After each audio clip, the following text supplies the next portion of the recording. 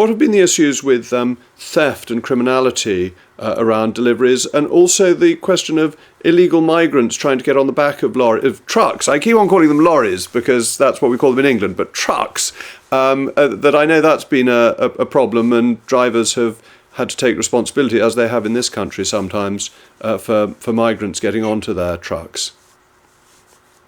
Yes, sir. And it's when you go to the border towns, is what we call them, and places like Tijuana, Otay Mesa out of San Diego, and I run these places as well because we run produce out of Yuma, Arizona, and Nogales right now. We moved down the west coast of California into Arizona to do that, and these are border towns, Laredo, Texas. So the thing is you have to check your truck.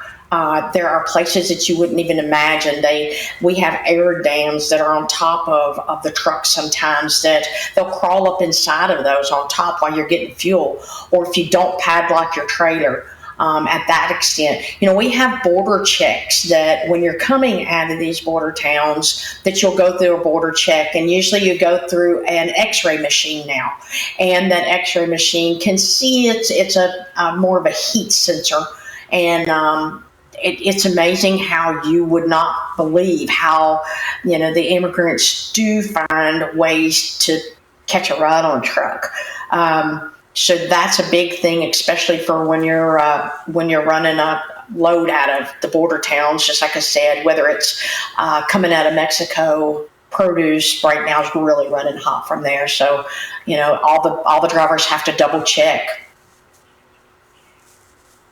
And some of the states, I see Florida's been trying to put more pressure onto the truck drivers to take responsibility for migrants who may be getting on board their trucks, and that there's even been a suggested boycott of Florida. Do you think that might happen? Is it fair, the balance between responsibilities between law enforcement and the drivers themselves? Personally, in my opinion, is no, it's not fair, for the fact that, we have a lot on our plate. We have 80,000 pounds gross weight of iron. And when I say iron, that's truck, that's weight of the product and everything in the back. We're trying to maintain the safety out here. We're trying to make sure that we keep everybody safe and keep the product going to the consumer.